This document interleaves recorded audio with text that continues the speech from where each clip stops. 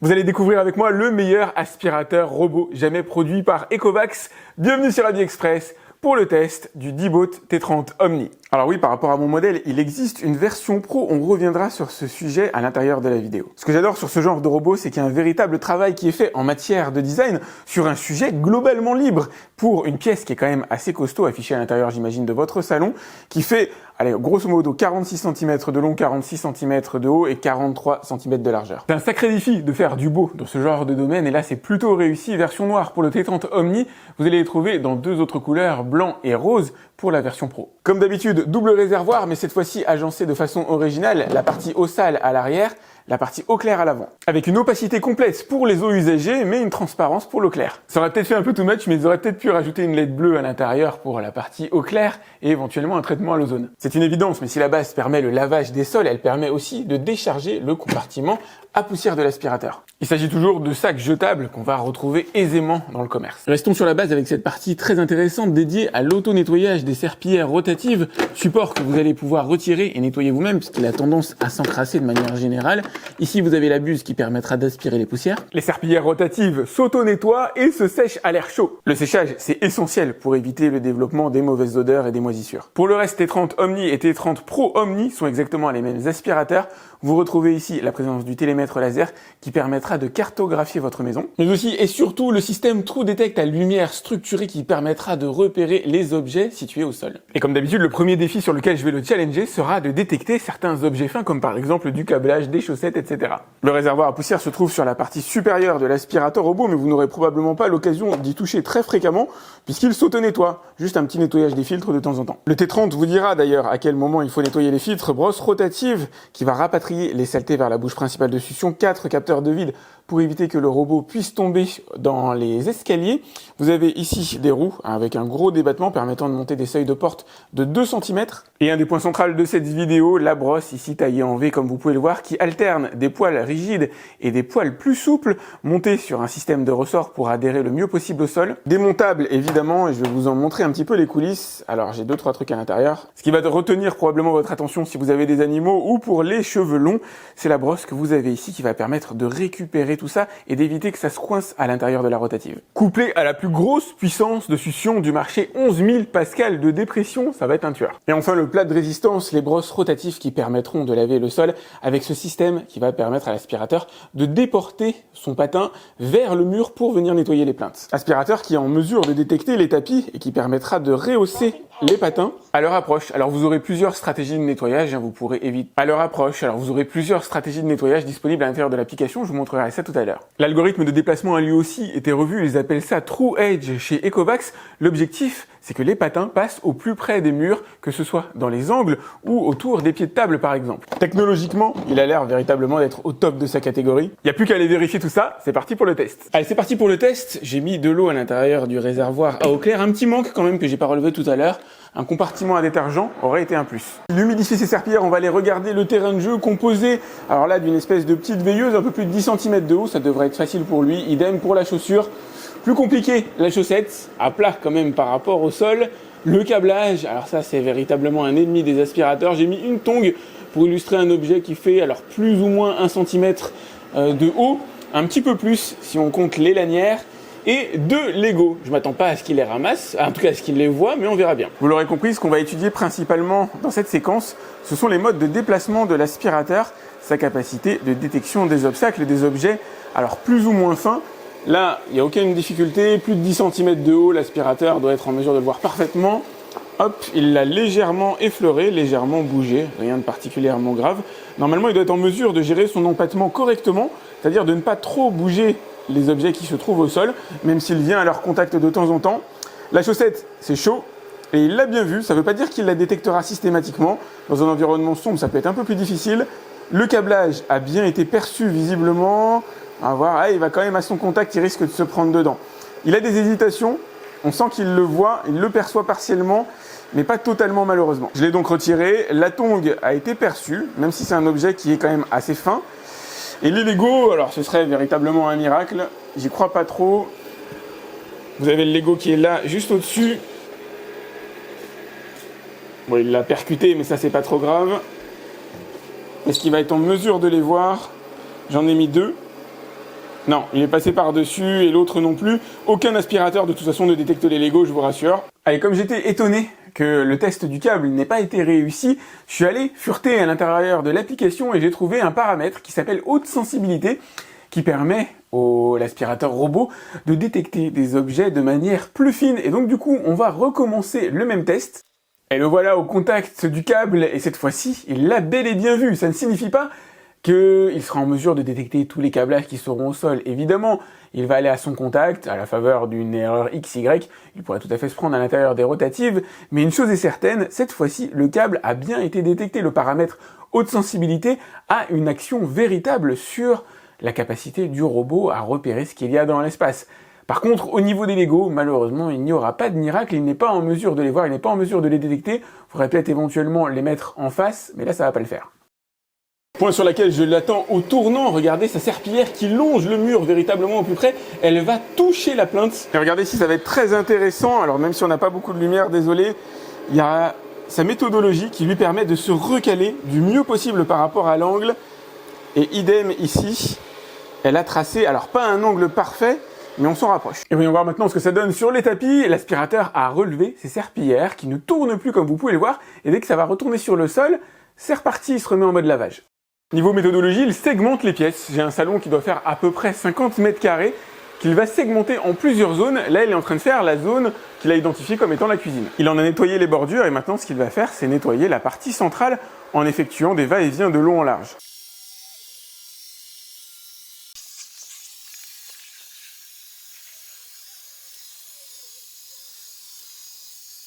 À périodicité régulière que vous allez déterminer via l'application, il va retourner à sa base de chargement pour nettoyer ses patins. Et en profiter pour effectuer une vidange comme vous pouvez peut-être l'entendre à mon micro.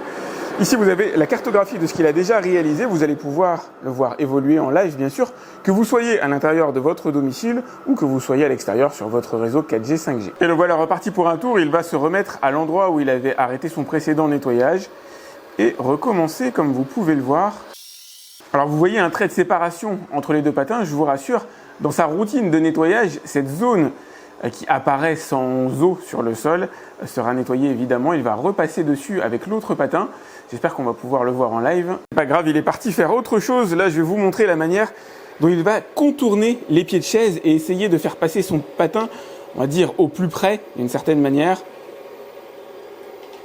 C'est pas mal du tout, il parvient à se coller au maximum. Alors bon, il y a encore des petits écarts qui sont perfectibles, mais ça reste des zones à délimiter assez difficiles. Ce qui va être intéressant, c'est le pied de table qui est juste à côté. Il est parfaitement en mesure de voir la plante, de la détecter comme étant un obstacle et de ne pas aller à son contact. À la faveur du rayon de lumière qui se trouve là-bas, je précise qu'il est aussi parfaitement en mesure de fonctionner dans le noir. Donc là, j'ai des rayons de lumière assez marqués sur le sol, ça ne va pas lui poser de problème particulier.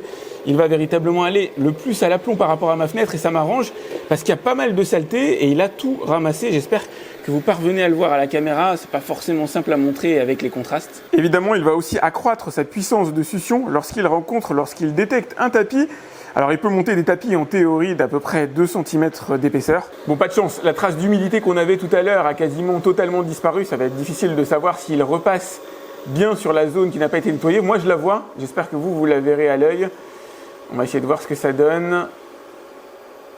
Il est en train de se caler, il a fait les bordures de la pièce. Maintenant il va effectuer le nettoyage de la partie centrale. Ah, c'est un filou, il le fait dans le sens de la largeur, mais il y a une bande, de toute façon, claire là que vous voyez au centre, une bande qui n'avait pas d'humidité et sur laquelle il vient bel et bien de repasser. Ce qui témoigne bien de sa capacité à gérer ces zones-là, à gérer l'écartement qu'il peut y avoir entre les deux patins à l'arrière pour s'assurer que tout soit nettoyé. Regardez, il y a une petite bande au milieu, il va repasser dessus. Et elle va disparaître. Alors je vous conseille de mettre l'aspirateur en mode débit d'eau maximum. Débit d'eau maximum, ça ne veut pas dire qu'il va faire un lac, ça veut juste dire que le patin sera bien humidifié, ça permettra de mieux faire décanter les saletés. Et lorsqu'il effectuera un second passage, ou en tout cas un retour, notamment lorsqu'il est en mode nettoyage intensif, ça va permettre de déloger plus de saleté tout simplement. Et bah oui, il m'a pris de court, je pensais qu'il allait faire le nettoyage dans le sens de la longueur, mais il le fait dans le sens de la largeur et ça marche très bien aussi. On notera qu'après une bonne dizaine de minutes de nettoyage, les serpillières à l'arrière du robot ont quand même tendance à s'assécher par rapport au débit d'eau qu'il y avait en début de nettoyage. Pour contourner ça, je vous conseille de mettre une fréquence de nettoyage toutes les 10 minutes. J'étais réglé sur 15. Voilà qui va être intéressant. J'espère qu'il va aller me nettoyer cette zone-là. On va voir à quelle proximité du pied il est en mesure de passer avec la serpillière. Il va vraiment le coller. Vous pouvez voir que la serpillière peut se rétracter. Bon, il ira finir cette zone après. Visiblement, il a sa propre routine. Il ne m'obéit pas. Ah, ça y est, il est dedans, il est dedans. Ok, nickel. Mais c'est pas de ce côté-là, moi, qui m'intéressait. Il est en train de faire le tour, mais moi, j'aurais aimé que ce soit avec le côté droit. Il a une vraie capacité à se faufiler entre les obstacles dès lors que ceux-ci lui permettent de passer, dès lors qu'ils font à peu près moins de 33 cm d'écart, ce qui équivaut au diamètre de l'aspirateur. Regardez, voilà ce que je voulais vous montrer. Avec un peu de chance, il va passer entre les deux pieds de chaise. Il a vraiment tout juste assez d'espace pour pouvoir se faufiler. Et il en est capable parce qu'il me l'a déjà fait. Et voilà, il est passé. Et voilà, une fois le lavage de ma maison terminé, il va retourner à sa station de chargement, que ce soit pour vidanger son collecteur de poussière interne, mais aussi nettoyer et sécher ses serpillières. Là, il s'est mis en mode lavage de serpillières et ça va être intéressant de voir le collecteur à eau usagée, la couleur de l'eau, ça devrait être assez marquant. Et voilà une partie du contenu du réservoir à eau usagée, en tout cas pour mon salon, il a quand même été assez efficace. Ce T30 Omni est le digne représentant de l'univers haut de gamme auquel je m'attendais, tout à fait capable de se repérer dans l'espace, mais ça pour lui c'est d'une facilité sans nom, capable de ne pas aller dans les endroits dans lesquels vous lui interdirez l'accès via l'application. Il est aussi en mesure de détecter les obstacles avec un bon niveau de finesse, de la chaussette, de la chaussure, du câblage, ce qui ne signifie pas qu'il détectera absolument tout. Par exemple, sous un de mes lits, il s'est pris la rotative dans une chaussette, dans un test tout à fait en conditions réelles, comme quoi on peut quand même le prendre à défaut de temps en temps, mais il n'était pas réglé sur le mode haute sensibilité. Vous l'avez vu, en haute sensibilité, ça change la donne, il est en mesure de détecter des câblages et des objets beaucoup plus fins. Pas encore les pièces de Lego. Au niveau de son patin à l'arrière, ça c'est cool, c'est, je vais pas dire l'innovation du moment, mais ne pas en avoir aujourd'hui aurait été un crime de lèse-majesté. Et vous avez vu, son patin est parfaitement en mesure de venir longer les plinthes, les murs, quels que soient les angles, il parvient à s'en approcher au plus près, même si c'est pas toujours exactement. Par contre, quand on est sur des pieds circulaires, quand on est sur des pieds de chaise, des pieds de table, il est en mesure de venir les détourer, d'en faire le tour et d'approcher son patin au plus près. On va voir maintenant la partie application. Allez, je vous présente l'application qui est assez complète comme vous allez le voir ici. Il s'agit d'une traduction de mon domicile. Vous avez là le salon, les chambres, le couloir, l'accès aux différentes pièces, la douche, la salle de bain, pardon, avec un petit carré rouge qui symbolise le bac de douche dans lequel je ne veux pas que l'aspirateur aille. Je vous montrerai comment on fait ça dans un instant. Vous avez les préférences de nettoyage, vous allez pouvoir faire de l'aspiration et du lavage uniquement. Le débit d'eau se règle ici, le nombre de passages aussi, vous pouvez faire 2 passages dans un même endroit si vous le souhaitez. La possibilité de faire varier la puissance de succion allant jusqu'au mode turbo qui commence à pas mal chanter.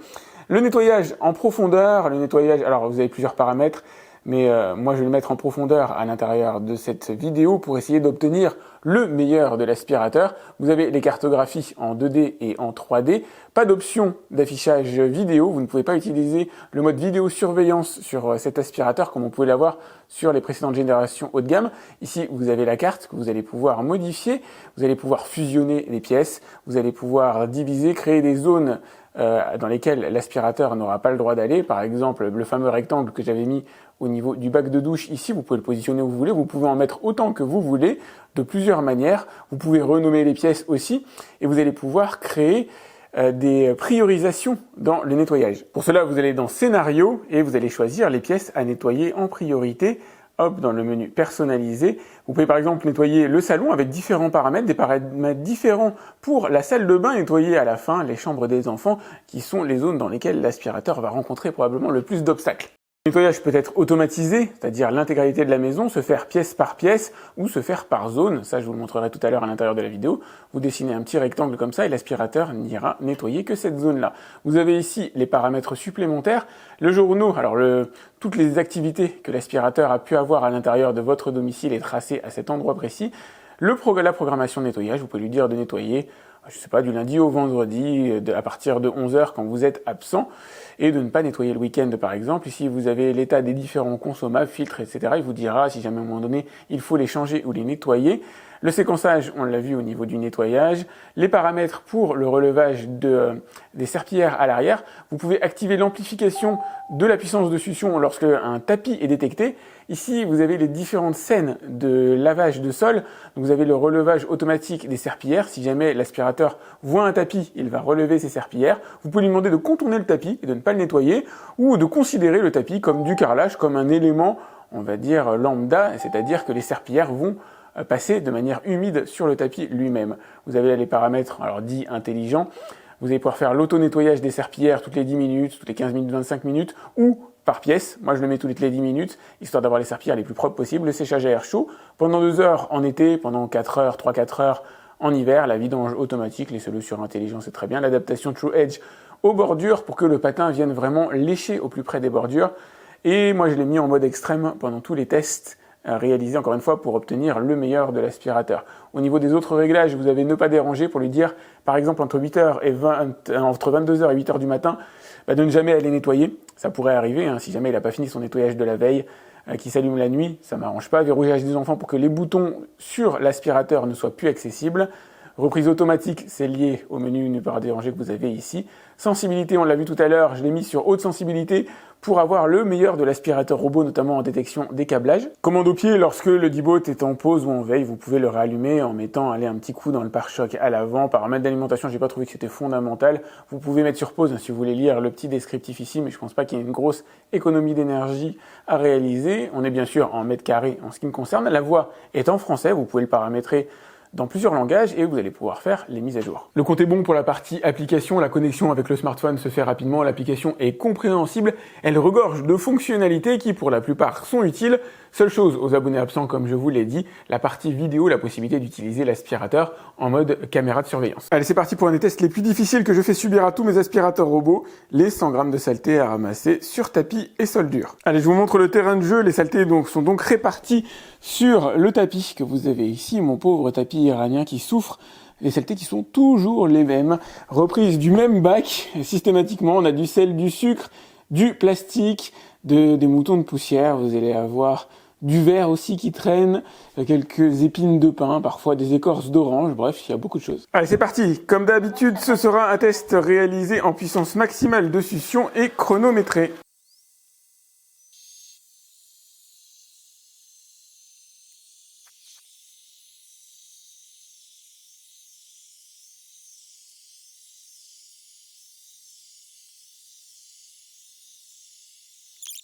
À part sur un point de détail, il m'a fait un travail vraiment excellent, remarquable. C'est un des meilleurs que j'ai pu avoir sur tapis jusqu'ici. Même les particules les plus fines de saleté ont été ramassées. Alors une bonne partie en tout cas. Il en reste quand même toujours un petit peu sur le tapis évidemment. Mais c'est anecdotique par rapport à ce que j'ai pu voir jusqu'ici, peut-être grâce à sa puissance de succion. Au niveau du sol, alors, deux choses. Là où il passe, tout est ramassé. Mais vraiment tout. Sauf que la petite brossette rotative que vous avez ici à l'avant, qui tourne assez rapidement, a tendance à éparpiller certaines saletés restantes. Du coup, vous allez les retrouver, ces saletés-là, sur le sol. C'est celles que vous voyez à cet instant précis à la caméra. Mais au moment où il est passé sur ces zones-là, il avait tout ramassé, y compris dans les endroits les plus denses. Bonne performance de la part du T30 qui s'approche d'un cheveu des 90 grammes de saleté ramassés sur les 100 demandés. Comme je le dis toujours, ce test a vocation comparative, n'a pas vocation à être réaliste, mais il matérialise bien la puissance de succion qui se dégage de l'aspirateur, capable de ramasser 90% des saletés agglomérées sur un tout petit périmètre. 100 grammes de saleté, c'est ce que vous allez avoir sur une maison de plus de 100 mètres carrés dans les très mauvais jours. Vous l'avez vu, il est quand même de l'ordre de l'efficace. À partir de 90 grammes, je considère qu'on est dans l'ordre de l'excellence. Le record aujourd'hui est à 93 grammes. Il n'en est donc pas très éloigné. Il vous rendra votre maison absolument impeccable. Petite mention à cette roue extérieure qui tourne quand même assez vite. Ils auraient pu la faire décroître en régime de quelques tours, ça aurait permis de un petit peu moins éparpiller les saletés. Allez, on continue dans les textes extrêmes et voyons voir ce qu'il est en mesure de faire avec cette jolie tache de terre. Donc là, ce que je vais faire, c'est lui demander d'aller nettoyer une zone précise à l'intérieur de mon salon. Ça permettra d'étudier aussi son système de repérage. Et voilà, c'est parti. Donc ce qu'il va commencer à faire, c'est repérer l'espace qu'il va devoir nettoyer. Il va d'abord le détourer, c'est-à-dire tracer un rectangle autour de cet endroit. Première chose que l'aspirateur robot va faire, c'est se repérer dans l'espace et détourer l'espace qu'il va devoir nettoyer, c'est-à-dire le rectangle que j'ai tracé directement sur l'application. Vous allez voir, il est en train de faire cette étape-là au sol. L'occasion de vous rappeler qu'un aspirateur, ça sert essentiellement à espacer les lavages que vous allez réaliser à la main. Le robot en lui-même n'est pas en mesure d'aller détacher un sol véritablement incrusté de saleté.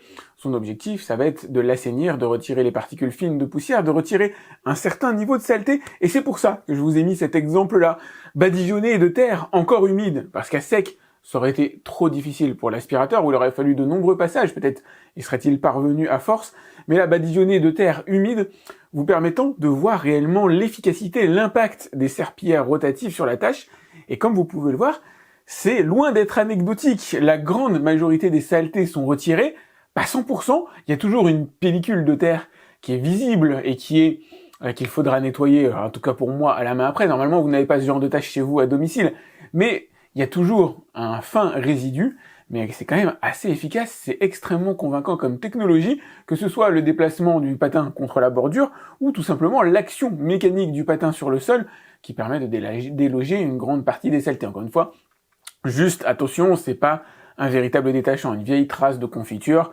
ne sera pas enlevée directement par l'aspirateur, mais voilà, des saletés humides, des saletés récentes ou purement de surface sont délogées relativement simplement.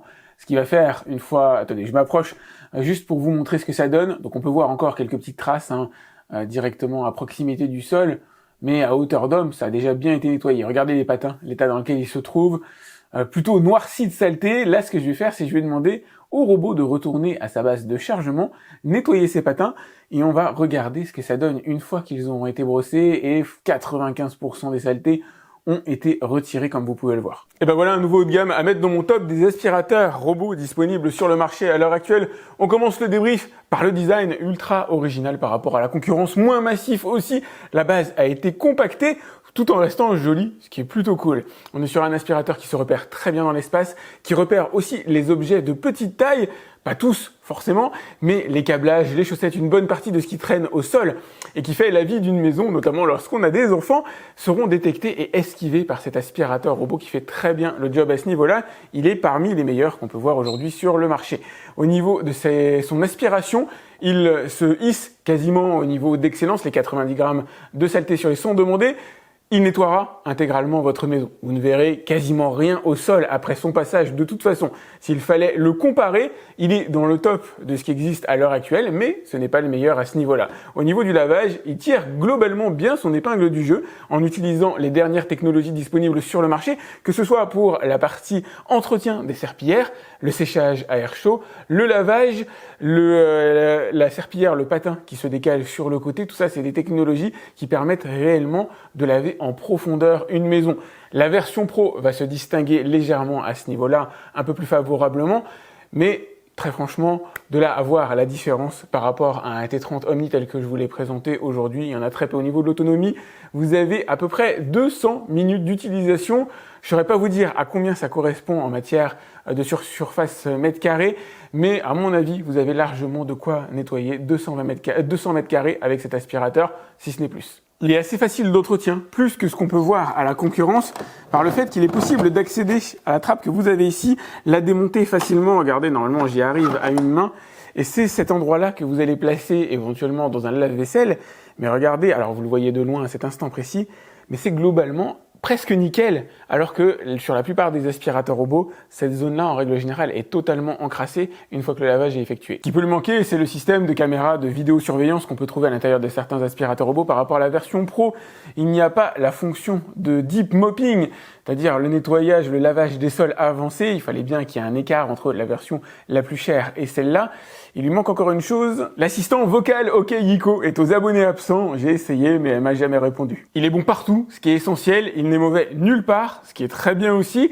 Par contre, il n'est pas non plus numéro 1 dans un domaine particulier, si ce n'est au niveau de sa base, au niveau de l'auto-lavage, notamment de la base elle-même, qui s'entretient facilement, qui fait que finalement, c'est l'aspirateur robot le plus facile à entretenir, le plus autonome d'une certaine manière que j'ai pu tester jusqu'ici, puisqu'en règle générale, le parent pauvre, c'est cette zone dans laquelle la plupart des saletés vont stagner, vont s'encrasser, il va y avoir de l'humidité, de l'eau qui reste. Ici, c'est pas du tout le cas, et à ce niveau-là, ils ont véritablement excellé. Cette base, c'est une véritable perle. Voilà ce que je peux vous dire à propos de ce robot. Si, il y a un autre domaine dans lequel il excelle, c'est que pour un haut de gamme de marque, il est quand même relativement peu cher.